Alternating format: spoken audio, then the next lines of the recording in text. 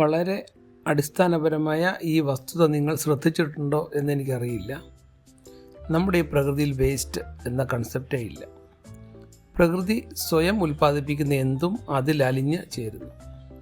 എന്നും അനസ്യൂതം നടക്കുന്ന ഈ പ്രക്രിയയിൽ ഏറ്റവും വലിയ വിലങ്ങുതടിയായത് നമ്മൾ മനുഷ്യർ നിർമ്മിച്ച പ്ലാസ്റ്റിക് എന്ന വസ്തുവാണ്. സ്വാഭാവികമായി പ്രകൃതിയിൽ ചേരാത്തതിനാൽ ഇത് നമ്മുടെ ആവാസ വ്യവസ്ഥയ്ക്ക് ഏൽപ്പിക്കുന്ന ആഘാതം ഒട്ടും ചെറുതല്ല. നിങ്ങൾ പ്ലാസ്റ്റിക് റീസൈക്കിൾ ചെയ്യുന്ന പ്ലാന്റുകൾ കണ്ടിട്ടുണ്ടാവാം. അതുപോലെ ഉപയോഗിച്ച ഡയപ്പറും മറ്റും കത്തിക്കുന്ന ചെറിയ യൂണിറ്റുകൾ നിങ്ങളുടെ വീട്ടിലും ഉണ്ടാവാം.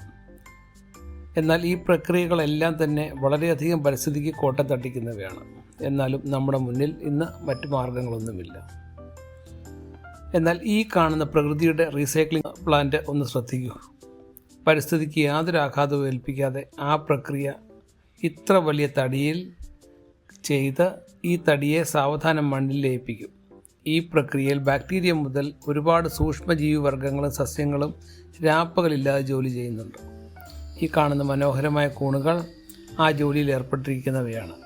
വളരെ കാഠിന്യമേറിയൊരു പ്രവൃത്തി സ്വാഭാവികമായി പ്രകൃതിക്ക് വേണ്ടി അവ ചെയ്യുന്നു. 1-2 വർഷങ്ങൾ കൊണ്ട് ഈ തടി പൂർണ്ണമായും മണ്ണിൽ ലയിക്കും. അടുത്ത പ്രാവശ്യം വളരെ മനോഹരമായി നിരനിരയായി വർണ്ണചാരുതയിൽ നിൽക്കുന്ന ഇവയെ കാണുമ്പോൾ അവ ചെയ്യുന്ന പ്രവൃത്തിയുടെ മഹത്വം നിങ്ങൾ കുട്ടികൾ ഓർക്കുമല്ലോ. നീതിശാസ്ത്രത്തിൽ പറഞ്ഞിരിക്കുന്ന ഈ ശ്ലോകം ഈ കാണുന്ന മനുഷ്യരെ പോലെയുള്ളവരെ വിശേഷിപ്പിക്കാൻ ഉതകുന്നതാണ്. ഇതിൻ്റെ അർത്ഥം എന്താണെന്ന് വെച്ചാൽ, അറിവ്, ദാനം, ജ്ഞാനം, നല്ല ശീലങ്ങൾ, ഗുണങ്ങൾ, നീതി എന്നിവയില്ലാത്തവൻ ഭൂമിക്ക് ഒരു ഭാരമാണ്.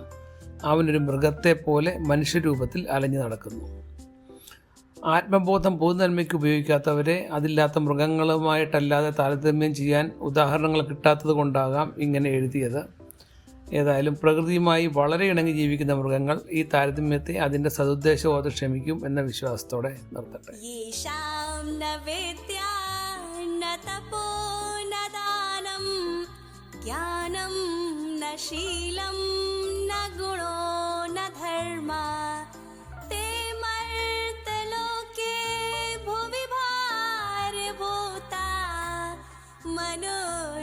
मनुष्यरूपेण मृगाश्चरन्ति